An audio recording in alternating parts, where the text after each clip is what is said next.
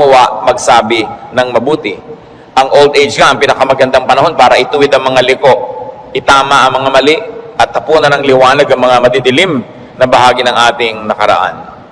When you worry too much, baka kulang sa pananalig.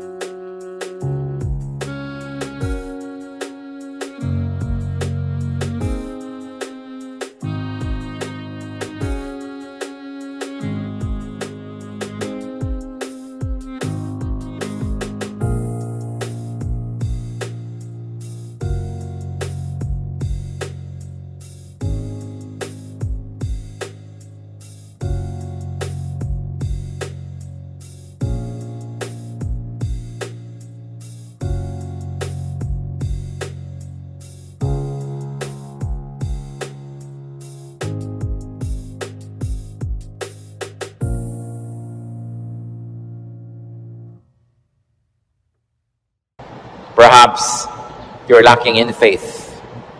So Matthew 8:24-26, without warning, a furious storm came up on the lake so that the waves swept over the boat. But Jesus was sleeping. The disciples went and woke him, saying, "Lord, save us. We're going to drown." He replied, "You of little faith, why are you so afraid?" Then he got up and rebuked the winds and the waves, and it was completely calm.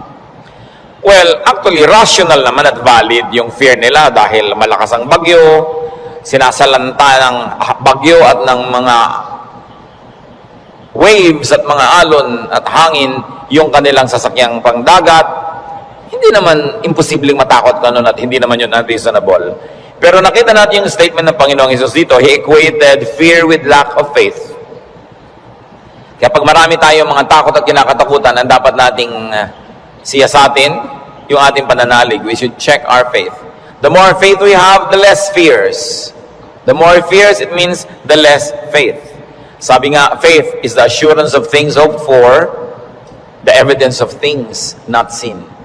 And if you're assured and you have evidence of God's goodness through faith, you will be much, much less prone to worry. Kaya si Pedro, nung pinalakad ng Panginoon sa tubig, nung siya'y nag-alala, natakot, siya'y lumubog. Matthew 14:29-31, "Come," he said. Then Peter got out of the boat, walked on the water, and came toward Jesus. But when he saw the wind, he was afraid, and beginning to sink, cried out, "Lord, save me." Immediately Jesus reached out his hand and caught him. "You of little faith, why did you doubt?" In both cases, yung lulubog na bangka at lulubog na Pedro, pareho silang sumigaw, "Lord, iligtas niyo po ako," o "iligtas niyo kami," at sila naman ay sinagip ng Panginoon at muling napanatag. So nakikita natin, pwedeng mangyari na mag-alala tayo, pwede tayong malimang na manghina ang pananalig, pero pag nararamdaman na natin yun, na tayo ay tinatalo na ng takot, magpaligtas kay Jesus, manalangin, tumawag, dahil yung example, nakita natin, ang tumatawag sa Panginoon, sinasagip niya. Kaya kung minsan nakakalimot tayong manalig, nakikita mong ninenervyos ka na pala, takot na ang naghahari sa iyong buhay, pangamba, anxiety, even panic, remember Jesus and call upon Him. Siyempre, nakakapanik yung lumulubog ka sa tubig, tulad ng panik ng maraming taong iba't ibang korte at hugis at kulay, but the Lord is still Savior of all our worries and Savior from all our concerns. When you worry too much and you think that your faith is a problem, then ask for more faith. Humingi. Kuminsan ang ating mga panalangin parang grocery list, shopping list, hingi nito, hingi nun. Maganda idagdag dyan yung bagay na hindi material. Humingi ka ng karagdagang pananalig, tibay ng pananalig, sapagkat yung taong may tibay ng pananalig, kahit anong bagyo ang dumating, kahit anong warning at signal ang marinig, hindi siya nababagabag. Mag-alala man, konti lang. Hindi siya natatalo at hindi siya nasasakal ng takot. Kaya ang sabi ng mga apostles sa Luke 17:5, increase our faith. Yan ang panalangin nila sa Panginoong Jesus. Sapagkat napatunayan kulang ang pananalig nila, ang diningin nila, dagdagan yon. It is very important for us to practice faith. Habang ito'y pinapractice mo, you put it to use, lalong tumitibay, lalong lumalalim ang ating pananalig. Kung tayo mapag-alala, baka kulang sa kaalaman sa mga pangako at salita ng Diyos. Kung alam kasi natin ang mga pangako at salita ng Diyos, halos lahat ng concern natin covered. And I dare believe every concern is covered. Nung nananalangin itong si Solomon sa Panginoong Diyos, masdan natin ang kanyang paggunita sa mga pangako ng Diyos sa langit. 1 Kings 8:25. Now, Lord, God of Israel, keep for your servant David, my father, the promises you made to him when you said, you shall never fail to have a man to sit before me on the throne of Israel. If only your sons are careful in all they do to walk before me as you have done. And now, O God of Israel, let your word that you promised your servant David, my father, come true. Malakas ang loob nitong Solomon na humingi sa Diyos sapagkat alam niya ang pangako ng Diyos sa kanyang tatay na si David. Kaya sabi niya, yung mga ipinangako niyo po sa ama ko, tuparin niyo, O Diyos. At pagka ang Diyos ay nilalapitan natin, na ang daladala natin ay yung pangako niya mismo at salita niya, ay nakakatiyak tayo na yun ay i-honor. Because God will always honor His word. Solomon, knowledgeable of God's promises to his father, claims it. So it's important for us, bago dumating ang worry, bago dumating ang fear, to know, then to claim and apply God's provision. Hindi kung kailan ka na nag-aalala at natatakot, o ka pa maghahanap at mag-aaral, baka sa kalituhan mo, wala kang makita. Kaya mahalaga, mag-aral na agad. Sa uluhin ng mga salita ng Diyos, at i-quote sa sarili mo, i-quote sa pinoproblema mo, ang mga pangako niya. Bagamat kung hindi mo yung nagawa at may problema ka na, naghahanap ka pa rin, kapakipakinabang pa rin yun. Pero tiyak na kapakipakinabang lalo kung ginagawa natin before the need arises. Psalm 119 verse 50, sa lahat po ng mga nagdurusa, nahihirapan, memoryahin nyo itong verse na to, alalahanin, gunitain, anumang wika. My comfort in my suffering is this: your promise preserves my life. 5 very big words here. Suffering. Namnamin natin ang Psalm 19:50, sabi, my comfort is my suffering. So unang-una, suffering. Pagka atin pong inalalayan, there is suffering. We all go through suffering. Pero sabi niya, my comfort in my suffering. Bawat suffering, bawat pagdurusa, may kakambal na ginhawa. May kakambal na pampalubag loob, pampalakas ng loob. Sa niya, my comfort in my suffering is this: your promise preserves my life. So, ang pangako ng Diyos, ang ginhawa ng mga nahihirapan, at ang salita ng Diyos ang nagpapalawig, nagpapahaba ng buhay ng tao. Kaya napakahalaga na alam niya ang mga pangako ng Diyos. Kung alam natin ang mga dealings ng Panginoon sa mga taong ang buhay ay nasa Biblia, nakita natin ang mga pinayagan ng Panginoon na hirap, at kung paano sa kahalos kaduluduluhan ay biglang darating ang rescue, biglang darating ang tulong, dahil mayroong dahilan ang Diyos. At ngayon, hindi lang nailigtas yung mga tao na yon, nagiging huwaran pa natin na maging tularan natin sila, ang kanilang pananalig at ang kanilang pagkapit sa Diyos, lalo't lalo may mabibigat na mga suliranin. Psalm 119, 116, sustain me according to your promise, and I will live. Do not let my hopes be dashed. So, sabing ganon, hawakan mo ako, akayin mo ako, patuloy mo akong buhayin ayon sa iyong pangako. At siguradong ako'y patuloy na mabubuhay. Huwag mo akong hayaang mawalan ng pag-asa. Maraming magagandang pangako ang Diyos. Dapat alam natin. When you worry too much, baka kulang din sa panalangin. James 5:13, is any one of you in trouble? He should pray.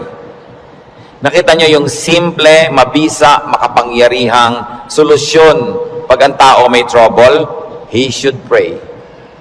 Unang-una, prayer can change the situation. And even if prayer doesn't change the situation, praying will change your heart. Kaya hindi pwedeng yung prayer walang pakinabang. Maaaring gawin ito yung ginugusto natin na mabago ang sitwasyon, malutas ang problema, dumating ang solusyon, etc., etc. O kaya hindi man ganon, nabago naman ang pananaw natin, nabago ang ating pag-iisip, ganun pa rin ang bunga, tumahimik ka. Ang mahalaga naman sa tao, yung payapa siya eh. Yung tahimik ka kahit may problema, kahit nga hindi masolve yan, tahimik ka pa rin. Daig mo pa yung nasolve yung problema, pero magulo pa rin siya ang isip niya. Kaya ang mahalaga yung kalooban. At napaka-importante nito mga kapatid, tandaan natin, hindi ninyo kayang kontrolin ang mundo. Hindi ninyo kayang kontrolin ang global warming. Hindi nyo kayang kontrolin ang earthquakes. Hindi nyo kayang kontrolin ang mga political turmoils. Hindi nyo kayang kontrolin maging sakit. Pero kaya yon ng Diyos.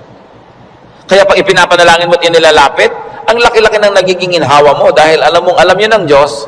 At kung gusto niyang baguhin yon, sinong makakapigil sa Kanya? At kung hindi niya binabago, meron siyang magandang dahilan. Manalig ka na magandang kanyang dahilan kahit kung minsan hindi naabot ng iyong isip. Pero eto pa, kung hindi mo makontrol ang mga bagay na yan at hindi kinontrol ng Diyos para sa kagustuhan mo, meron ka pang pwedeng kontrolin, kapatid, yung kalooban mo. Pag pinili mong manalig, pinili mong sumamba, at pinili mong pumanatag sa salita ng Diyos, hindi ka tatablan ng pinoproblema mo. Kaya laging kapaki-pakinabang ang pananalangin. So you always pray and pray and pray.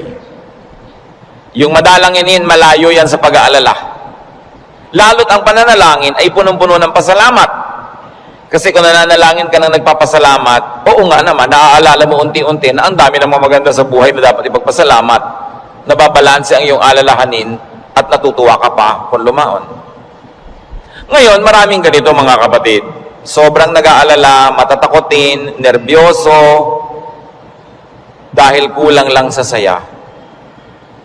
Kulang sa libangan o sa sarap sa buhay. Napakahalaga na ang tao ay may saya, may libangan, at may sarap ng buhay.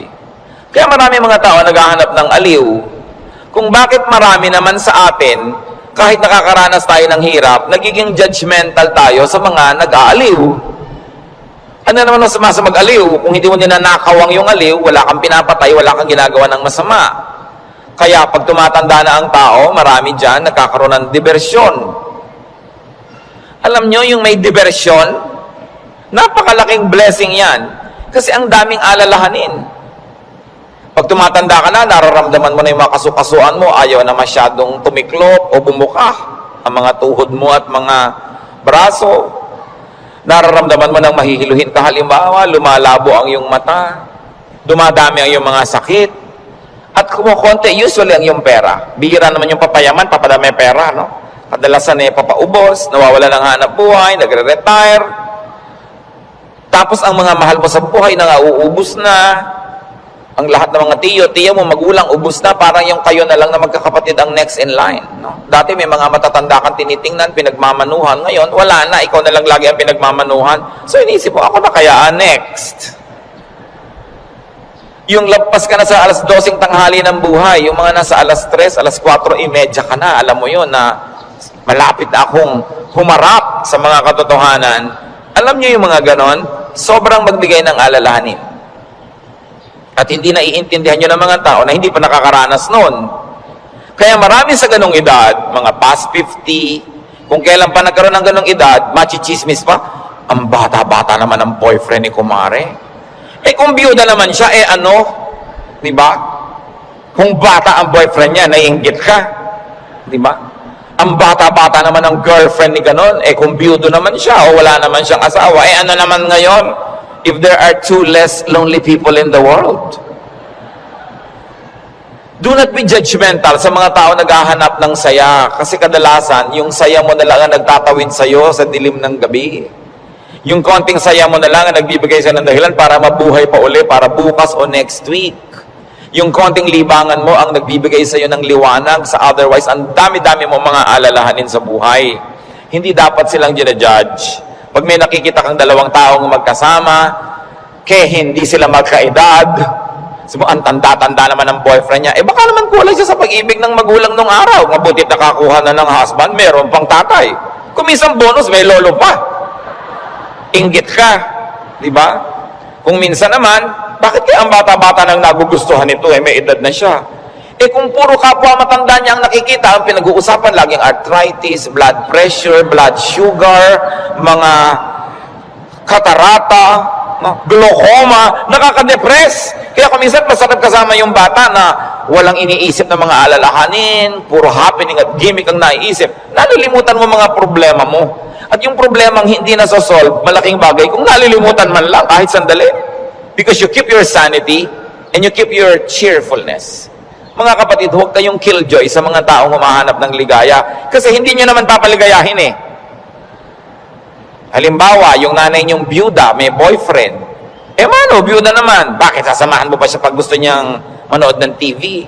Sasamahan mo pa siyang manood ng sunset? Hindi rin naman, busy ka rin sa sarili mong asawa at mga anak. Tapos pinagkakaitan mo yung nanay mo, yung tatay mo ng kaligayahan. Ang mga tao kasi, maraming dala, maraming problema. Matuwa tayo pag nakakakita sila ng konting itinatawid sila sa ganong mga hirap. Pasalamat ka na hindi na nga ikaw ang magtatawid at hindi na ikaw yung kailangang laging nandoon. People have needs. Kaya kailangang maging maunawain. Kaya kung marami tayong mga alalahanin, baka kulang ka lang sa entertainment. Hindi naman masama yung entertainment basta wala kang binibreak na law of God. Kumisa kasi yung mga relihiyoso kung bakit galit na galit sa mga tao. Uy, alam mo, Christian na Christian si nakita ko siyang nagbingo. Kung lumigaya ba siya, hindi naman ninakaw sa iyo yung pantaya. No? So, marami magtatanong niya sa akin and marami will feel uncomfortable but lalo yung mga may edad na nating mga nanay, mga tatay, kung ikaliligaya nila, diba, kakausapin mo ba yan sa haba ng mga kwento? Hindi naman lagi. Basta't walang nananakawan at hindi ka naman naghahangad, gusto mo lang malibang. Kung gusto ng Panginoon, tayo ay magkaroon ng buhay na masaya. Si Elijah, propetang-propeta, natalo ng lungkot, gusto tuloy mamatay. 1 Kings 19:3-5. Elijah was afraid and ran for his life. When he came to Beersheba in Judah, he left his servant there, while he himself went a day's journey into the desert. He came to a broom tree, sat down under it, and prayed that he might die. I have had enough, Lord, he said. Take my life. I am no better than my ancestors. Then he lay down under the tree and fell asleep. Nakita niyo ang problema niya, natatakot siya, nagtatakbo siya, napagod, tapos iniwan pa niya yung assistant niyang lalaki, nag-isa siya maghapon, magdamag, sobrang nalungkot, na-depressed tuloy, pinaghahalo-halong gutom, pagod, gusto tuloy mamatay. Pero nung ginising ng anghel, pinakain, pinainom, pinatulog uli, ginising, pinakain, pinainom, pinatulog uli. Sumaya na naman, tuloy na naman ang ministry niya. Mahalaga, nakakatawid ka sa difficult days. Ecclesiastes 2:24, a man can do nothing better than to eat and drink and find satisfaction in his work. This too I see is from the hand of God. Nakita nyo, mapaka-halaga kay Solomon i-emphasize na sabi niya, yung pagkain, pag-inom, pagsasaya, galing din yan sa Diyos. Bakit niya idinidiin? Kasi akala ng iba, ang galing lang sa Diyos, tinik, krus, pasakit, kalbaryo. Kaming ganon. Kung kailangan danasin yon, danasin. Pero hindi laging ganon ang kalooban ng Panginoon. Gusto niya tayo na mag-enjoy. At sinabi, to find satisfaction in all His work. Not in somebody else's work, not in somebody else's fruits, but in someone's work. In other words, kung nasan ka ko, anong ginagawa mo, doon ka umimbento ng saya. Doon ka humanap ng ikaliligaya mo, sapagkat yun ang doable, yun ang reachable. Ecclesiastes 3:13, that everyone may eat and drink and find satisfaction in all his toil. This is the gift of God. Gusto ng Diyos, pag kumakain ka, masaya ka. Umiinom ka, na-enjoy mo yung iniinom mo. May ginagawa ka, hindi ka nagdadabog, natutuwa ka sa ginagawa mo. Ang payo pa ni Solomon, Ecclesiastes 9:8, always be clothed in white and always anoint your head with oil. Baka naman bukas sa kaputi na kayo lahat. Yung puti kasi is associated with linen sa Israel at sa mga disyertong bansa tulad ng Egypt, kaya lahat ng mga nobles laging naka-white, naka-linen. Ibig sabihin kasi comfortable and beautiful. So sinasabi ni Solomon, be comfortable, have pleasure, and enjoy beauty, even in what you wear. Sa dami ng lungkot ng mundo, pag may konting saya na pwede mong kunin sa hangin, kunin mo. Pag may konting kaligayahan, kunin mo. Kasi maraming kalungkutan na hindi mo pwedeng iwasan. Mabuti na yung marami kang deposit sa alkansya ng saya, para pag may panahon ng pagdurusa, may madukot kang saya, pampalakas sa mga araw na malungkot ka. Kaya kung may pagkakataong sumaya, magpakasaya ka. May pagkakataong gandahan ng environment, gandahan mo kasi kung minsan napipilitan kang tumingin sa hindi maganda. Meron kang pagkakataong guminhawa, pag ginhawahin mo. Kasi maraming beses hindi ka maginhawa at wala kang magagawa tungkol doon. So buti na yung marami kang pabaon sa sarili mo na saya, tawa, kagandahan, para pagka panahon ng tagsalat, meron kang panggagalingan ng lakas. Surround yourself with what is beautiful and pleasurable and comfortable. Sabi nga ni Balagtas, sapagkat ang mundo'y bayan ng hinagpis, mamamaya'y sukat tibayan ang dibdib. At ang isa sa mga pagpapatibay niyan, whenever you can be happy, be happy. So that when sadness that cannot be avoided comes, then you are well equipped. Because yung balance mo, kahit ma-withdrawhan ng lungkot, yung sayang nakatago, ang balance mo, marami pa ring sayang natira. Kaya ministry natin, mga kapatid, na magpasaya rin sa isa't isa. Hindi magpalungkot. Hindi may nagsasaya, maiinis ka. May nagkakakanta ng I did it my way, babarilin mo. No?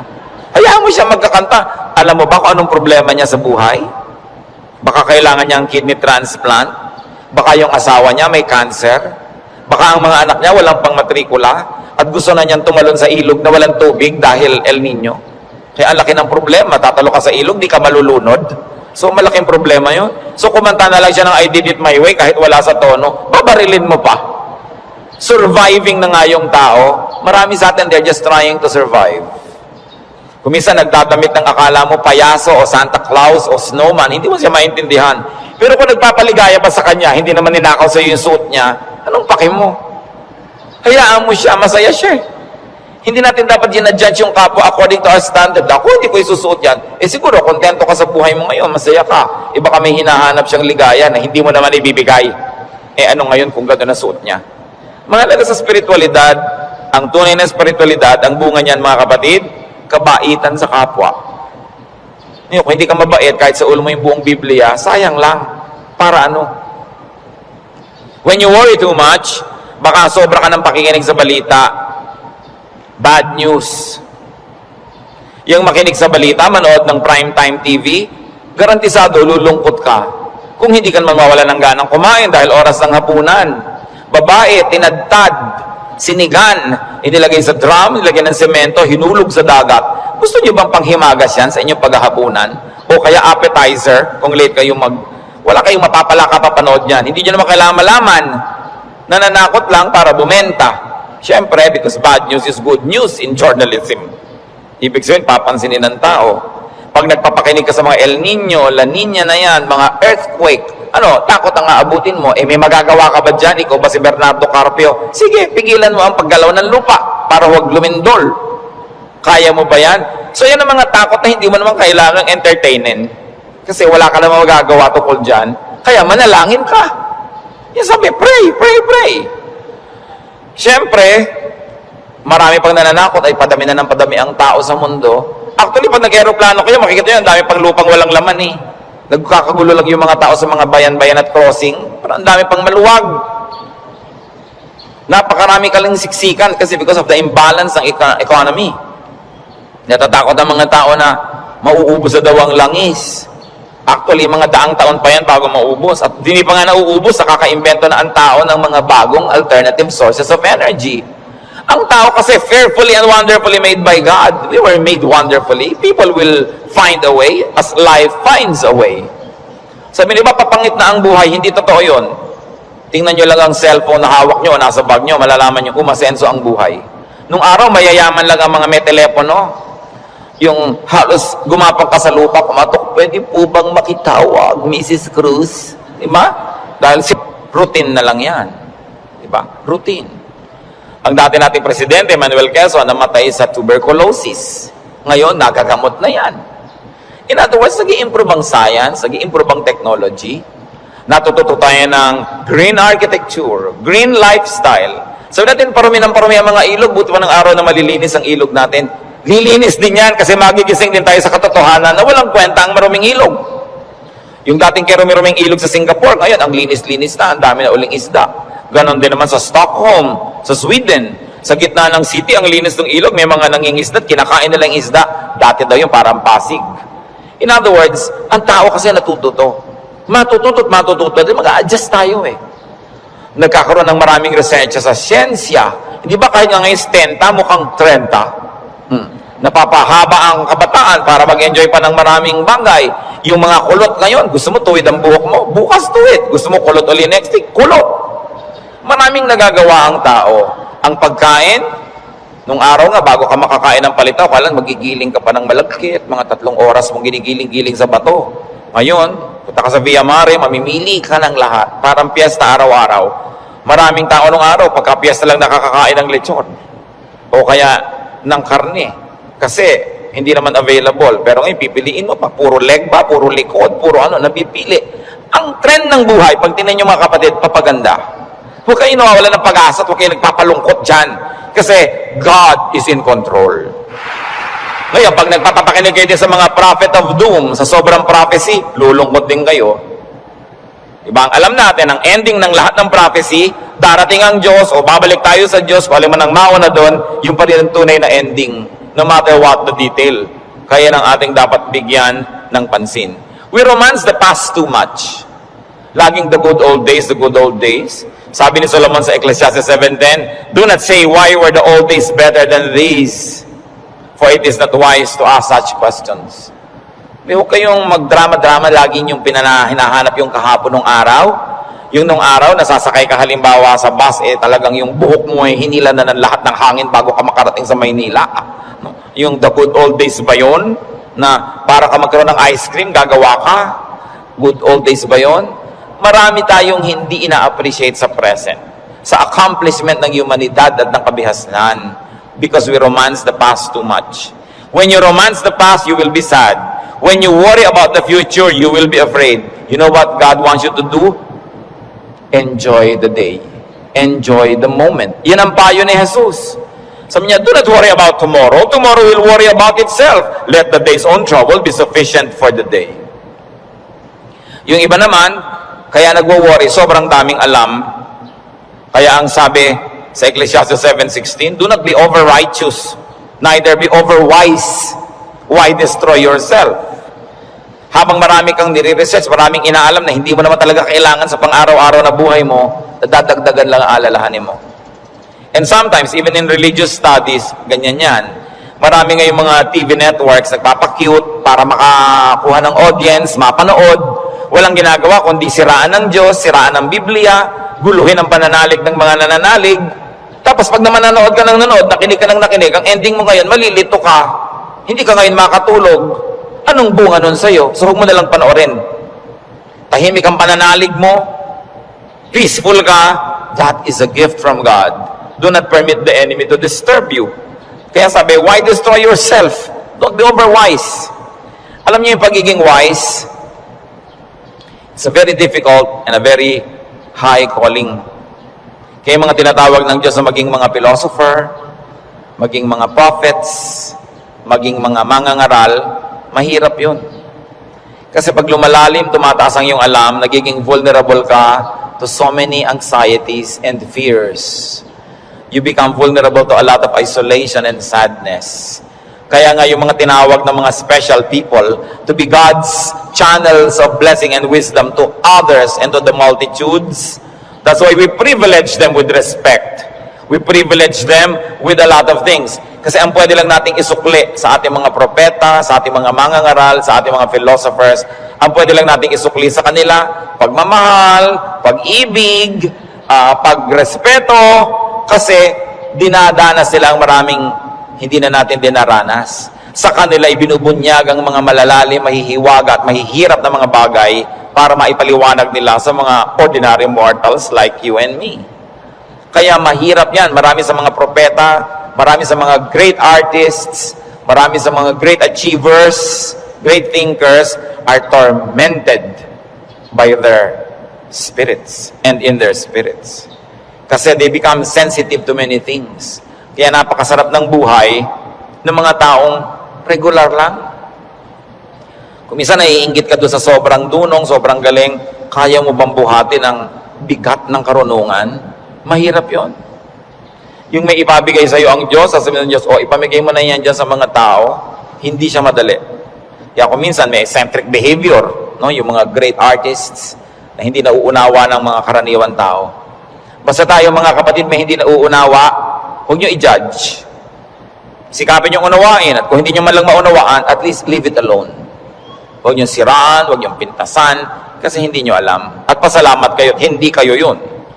Ngayon, we avoid extremes. Because extreme behavior and extreme thinking also leads to a lot of worry. Ecclesiastes 7:18, the man who fears God will avoid all extremes. Pag gumigitna ka lang, bumabalanse ka lang, para tahimik ang buhay mo. Ecclesiastes 12:12, be warned, my son, of making many books there is no end, and much study wearies the body. Lalo ngayon, ang daming choices. Nung araw, 3 lang ang channel sa TV. Ngayon, daan-daan ang channel. Ang dami mong choice. Kaya wala ka nang mabuong programa. Marami ka kasing choice. Nung araw, pagkahapon, basta mga aninong gumagalaw. Yun lang ang mapapanood mo. Mga lumang pelikula. Wala ka nang maraming choice. Kuminsan, tahimik pa yun eh. Umorder ka sa restaurant ng tea. Nung araw, pag umorder ka ng cha, etong cha. Ano pong tea? Ang daming tea. Alam niyo, mamahigit 100 yung papapiliin sa inong waitress. Pagkatapos papapiliin ka pa kung hot o cold. Tapos papipiliin ka pa kung natural o ganito. May sugar o without. Pag may sugar, natural sugar, coco sugar. Ang dami pang sugar. Huwag na nga, tubig na lang. Ang daming choices ng pati ng soft drinks. Gumugulo tuloy. Bakit natin ito binabanggit? Mga kapatid, kung tahimik na ang inyong kalooban sa pananalig niyo sa Panginoon, huwag niyo nang guluhin ng kung ano-ano pa mga ideya. Walang mapapala. Ang kaluluwang palipat-lipat, papalit-palit. Sabi ni Solomon, tigilan niyo na yung kababasa sobra. Sabi ko noon, mapapagod ka lang, matutuyo ang iyong lakas. Sabi ko noon, hindi matatapos yan. Ang ending din naman, haharap ka sa Diyos eh. Kaya kung tahimik ka na, payapa, huwag ka nang pagulo pa. That's why prophets and philosophers and thinkers and teachers are burdened. And the only thing we can give them is to privilege them with respect. Sabi sa Ecclesiastes 5:12, the sleep of a laborer is sweet. Read laborer as simple man. No? Yung unscholarly man. Sabi ko noon, mas madaling sumaya pag mababaw ka. So huwag mo nang masyadong laliman. Kasi baka walang humukay, para kang nagtago na wala naghanap, lalabas ka rin. Mahirap. Pag may mga mababaw dyan, so, ang saya naman nila, mabuti pa sila. No? Yung konting, ay hangin. Hangin lang, tumatawa. Kesa naman ang tali-talino mo, wala na makapagpatawa sa iyo. Mas mahirap yun. No? When you worry too much, baka kulang ka lang sa food or drink or chemical balance. Tulad ng pinag-usapan natin nun. Kaya, yung propeta, pinakain ng anghel sa 1 Kings 19, 7-9, at guminhawa na siya nung siya kumain at nakainom. Baka sobra ka nagda-diet, kulang ka na sa vitamina, kulang ka na sa minerals, kulang ka na sa nutrients, kaya ka pala malungkot. Ang bewang mo nga, di ba? Ang liit-liit. Pero ang lungkot mo naman, nakatingin ka at nakatulala, no? Sa kawalan, di bali nang lumaki ang bewang mo. Basta masaya ka. No? Ang mahalaga yung kalooban mong masaya ka.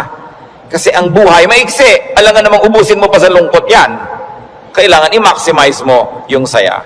Kaya si Timothy na laging sinisikmura, sabi sa kanya ni Paul sa 1 Timothy 5:23, stop drinking only water and use a little wine because of your stomach and your frequent illnesses. So kulang siya sa chemical balance. Binabalanse. The Lord Jesus' prescription against worry, Matthew 6:26-34. Sabi niya, look at the birds of the air.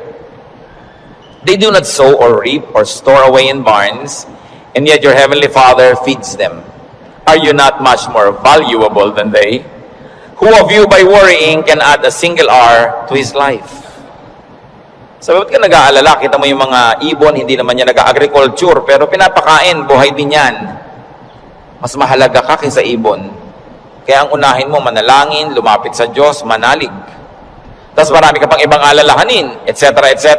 Kaya sa verses 26-34 ng Matthew 6, sabi ng Panginoong Jesus, and why do you worry about clothes? See how the lilies of the field grow. They do not labor or spin. Yet I tell you that not even Solomon in all his splendor was dressed like one of these. And if that is how God clothes the grass of the field, which is here today and tomorrow is thrown into the fire, will he not much more clothe you, O you of little faith? Sabi, ba't ka nag-aalala kung ano isusuot mo? Mga little things pa yan. Kasi yung damit dyan, symbolic of all other things. Food and drink, symbolic of all our needs. Plus, what to wear. Sabi niya, nakita mo yung mga damo. Hindi naman gumagawa ng tela yan. Hindi yan naggagawa ng damit. Pero kahit si Solomon, sa kanyang kayamanan, hindi nakapagbihis tulad ng magagarang damo na yan. At kung yung mga damo na buhay ngayon, bukas ay tuyot na at sisigan na lang, ay dinadamitan ng Diyos ng maganda, ikaw pa kaya ang pabayaan ng Diyos? So pag nag-aalala tayo, tumingin ka sa lumilipad na ibon, kaya dapat hindi tinitirador ang ibon, dahil anong titingnan mo kung walang lumilipad? No? Hayaan nyo silang magliparan dyan. At tumingin ka sa damo na maganda, tumingin ka sa isda na maganda, tumingin ka sa lahat ng magagandang likha ng Diyos, ikaw pa kaya ang hindi alagaan? Kung yan nga, inaalagaan. Kaya sabi ng Panginoon sa Matthew 6:26-34, kadugtong, so do not worry, saying, what shall we eat? Or what shall we drink? Or what shall we wear? For the pagans run after all these things, and your heavenly Father knows that you need them. Nag-aalala ka kasi alam mo kakailanganin mo. Huwag mong kalimutang alam ng Diyos na kailangan mo yun. At kung inassignan ka ng buhay ng Diyos na ganito kahaba, talaga namang wala siyang ilagay na provision, paano ka mabubuhay? Hindi matutupad yung plano niya para sa'yo. Kaya pakakainin ka niya. Bubuhayin ka niya. Maaaring hindi siya laging gumawa ng himala, pero itinanim niya sa iyong isip, sa iyong puso, sa iyong naturalesa, na bubuhayin mo ang iyong sarili, kahit anong mangyari. Life finds a way. Kaya yung mga nagbebenta ng life insurance, pag tinanong mo, ba't mo kayo nag-i-insure ng mga tao, paano kung mamatay lahat yan? Sasabihin nila, hindi. Kasi ang tao, talagang kahit anong mangyari, pananatilihin niya ang sarili niyang buhay. Kaya yun ang kakampi ng insurance company, yung pag-ibig ng tao sa buhay, nabubuhayin niya ang sarili niya. Ikaw ba halimbawa, pag may insurance ka, napapalitan ng paamong naputol, puputulin mo nga para mapalitan. Hindi, di ba? Hindi ko may insurance ka, gagawin mo yun. Kasi mahal mo yung katawan mo, mahal mo yung buhay mo. Itinakda yun ng Diyos. Kaya mananatili ang tao under His care. It is natural to us. So why worry about global warming? Luma na yun. El Nino or La Nina or earthquakes, lalong luma na yun. No? Pag tinignan yung mga guho ng mga Roman buildings ng 2,000 taon na ang nakalipas, noon lumindol. Laging may lindol. Lagi. Buhay pa rin ang buong humanidad. No? May mga nasasalanta, pero marami pa rin natiling buhay. At as we always say, earthquakes don't kill, but bad buildings do. Kaya nga nagkakaroon ng kapabayaan yung mga tao. Kumisan, mapahamak tuloy. Yung mga earthquake na yan, noon pa yan, unang panahon pa. Hindi na yan bago. Sabi sa Ecclesiastes 1:9-10, what has been, will be again. And what has been done, will be done again. There is nothing new under the sun. Alam na yan ng Diyos. Nagkaroon lang kasi ng pangalan niyang El Nino kaya naging warriors tayo. Nung araw pa sinaunang panahon, hindi umuulan, yung mga tao magpoprosesyon sa mga bukid para umulan. Nangyayari na nun. Pero may bukid pa rin, may tao pa rin, dumadami pa nga. Is there anything of which one can say, look, there is something new? It was here already, long ago. It was here before our time. And if it was here before our time, then it was God designed, God ordained. It is in accordance with God's will. And if God promises that He will take care of you, and He knows the natural things that will happen, God knows how to take care of His people. Yun ang dapat nating panghawakan. Hindi ka padala sa takot, sa mga sensational news. Kapatid, kung ano man ang pinaproblema mo, nandyan na yan, matagal na. Inilagay yan dyan ng Diyos. O kung hindi man, pinayagan niyang malagay yan dyan, alam niya. At kung alam ng Diyos, pwede ka magtiwala. Huwag mong problemahin. Listen, church. Ang problema, nagiging problema kasi pinoproblema. Pag hindi mo pinroblema, di hindi problema. Kaya dalawang tao, dalawang ina, yung isa yung anak, wala pa, alas 2 na ng umaga, balisang-balisa, hindi makatulog. Yung isang ina naman, tulog na tulog. Parehong wala yung anak nila. Yung isa kasi pinoproblema niya, yung isa hindi. So, malaki na yun, alam na niya umuwi. Lalong-lalo kung may pangatlo pa na hindi naman problema, dahil sabi niya, ipinanalangin ko na sa Lord. Wala ako sa kinakalagyan ng anak ko ngayon, pero nandun ang Diyos, so binilin ko na. In fact, mas mahal naman ng Diyos yung anak ko kaysa mahal ko yung anak ko. So magtitiwala ako at matutulog ako dahil anong mapapala kung gising ako dito? So iba-ibang attitude, pare-parehong sitwasyon. Your attitude will shape your lifestyle. Ganon yun. Kung minsan, merong mga asawa na hindi na halos pansinin ng asawa nila, laging wala. Merong mga nag-aalala, bakit siya laging wala, etc. etc. Meron mga, ay, salamat, wala siya. Marami akong magagawa ngayon, walang abala. Nasa sayo yan, kung anong gagawin mo sa buhay mo. Pero hanggang hindi mo pinoproblema ang isang bagay, hindi yun problema. Ngayon, iniisip mo, ano kaya, Pastor, ano magagawa pa pag natunaw lahat ng mga yelo sa North Pole? Lumayas ka sa harap ko, hindi ko alam. Bakit mo ipapaproblema sa akin ng mga yelo sa North Pole? Diba? Pero natin po problemahin yan. Magdasal ka, kahit alam ko na kasi lumubog ang buong mundo eh. Gusto ng Lord na lumutang sila Noah, lumutang. Di lumapit ka sa Diyos para kahit lumubog, lumutang ka. Bakit mo paproblemahin yung buong yelo, buong Antarctica? Ang saya-saya ng buhay ko dito, bibigyan mo ako ng problema.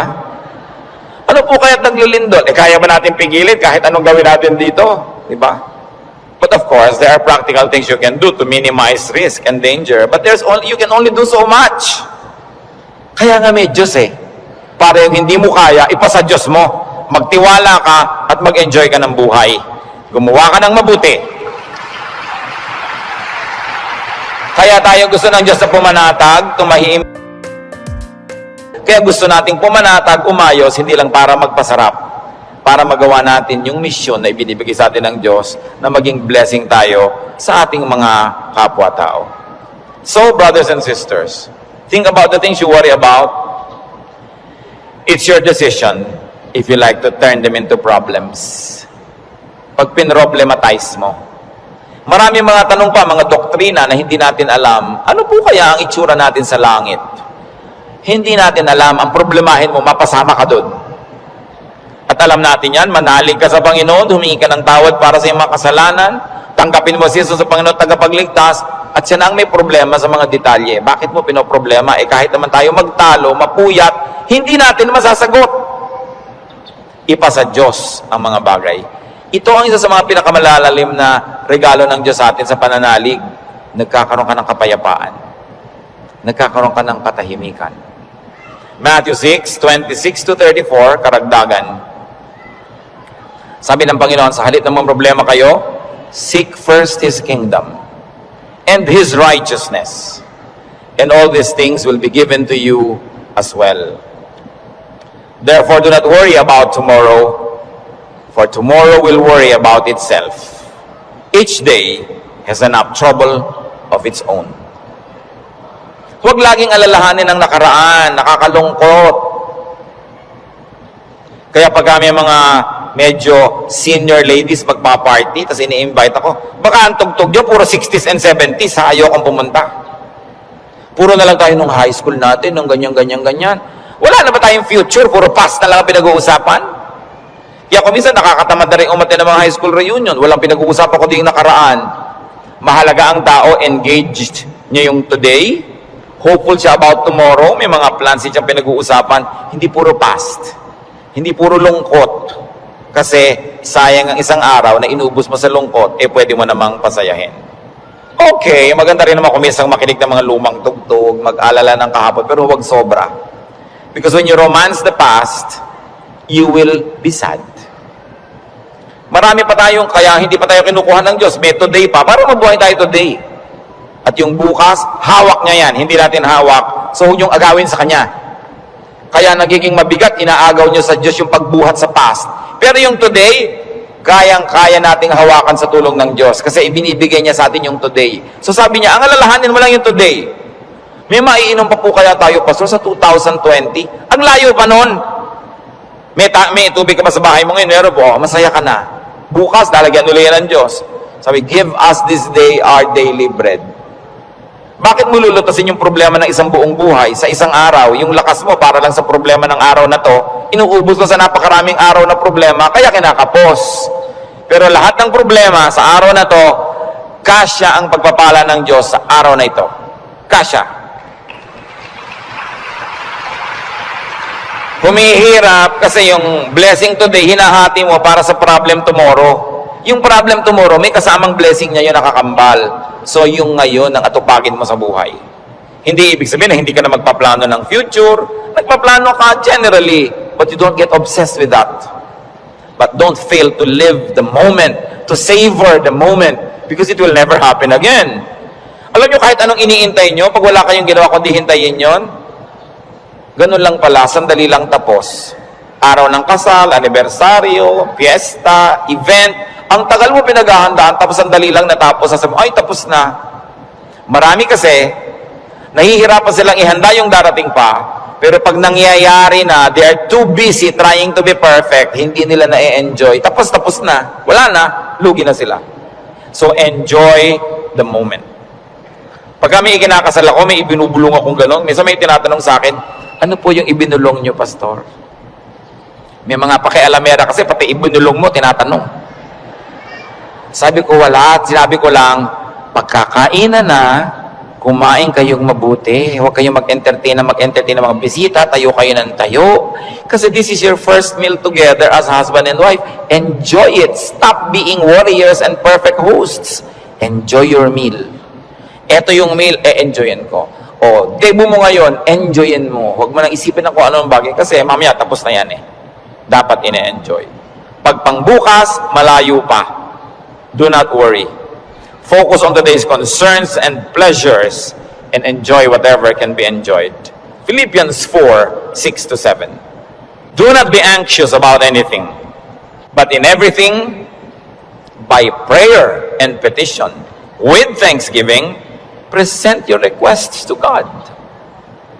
And the peace of God, which transcends all understanding, will guard your hearts and your minds in Christ Jesus. Sabi, huwag kayong mag-alala, huwag kayong matakot, huwag kayong mag-panic tungkol sa kahit anong bagay. At sa halip na yan, sa pamamagitan ng panalangin taimtim na may kalakip na pasalamat, ilapit nyo sa Diyos ang gusto nyo. Sabi niya, at makikita nyo, yung kapayapaan ng Diyos na mahirap unawain, imposibleng makamit, mararamdaman ninyo, and you will feel secure. So pagka nagkikita yung anxious mga kapatid, nag-aalala, anong dapat gawin? Pray. With thanksgiving. Hindi lang prayer, puro request. May thanksgiving. Kasi nga, habang naaalala mo yung pagpapasalamat mo, naaalala mo, oo nga naman, maraming maganda sa buhay. Pati ikaw, nababago. Don't be anxious about anything. So do not problematize life in its details. And 1 Peter 5:7 is so very, very powerful. Cast all your anxiety on Him because He cares for you. Sabi, ibigay nyo kay Kristo ang inyong mga alalahanin.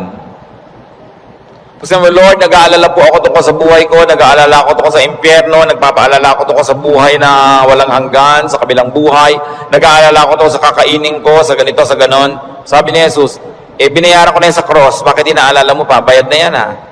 Kaya sabi, cast all your anxiety on Him. Kasi bayad na. Ipapaalala sa iyo ni Jesus, huwag mo nang problemahin, tapos na yan. Binayaran na. Kaya nga ako nagdugo, nasugatan, mahirapan, nagdusa, namatay, para hindi ka na magdusa. Bakit ginokopya mo ako, hindi naman ikaw ako? Ba't ka naman problema? Problema ko yan. Kaya nga si Jesus, Savior. He is Savior. He is Lord. Lord over all our problems and cares. Kaya sabi ng Ecclesiastes 11:10, so then, banish anxiety from your heart and cast off the troubles of your body, for youth and vigor are meaningless. Sabi, palayasin mo, iwagwag mo ang mga problema mo. Kaya ang laki ng gawa ng word na word, banish. Hindi lang sinabing remove, banish anxiety. And this word anxiety in its original word and language is the same as the clinical word now for anxiety. Yung halos masiraan ka ng bait sa pag-aalala, sa takot, sa panic, sa nervyos. Sabi, iwagwag mo yan, tanggalin mo yan. Hindi yan bagay sa mga anak ng Diyos. Do what it takes para matanggal yan. Kaya mga sinabi natin, maghanap ka ng ligaya, manalangin ka, get busy, alisin mo ang dapat mong alisin, palitan mo ang iyong mga pag-alala ng panalangin, ng kapayapaan, ng pananalig. Bakit? 1 John 4:3, the one who is in you is greater than the one who is in the world. God who lives in you is greater than the spirit that scares you. Kaya napakahalaga na isipin yan, yes, I am a winner because Jesus Christ is a winner. Matthew 10:29 to 31.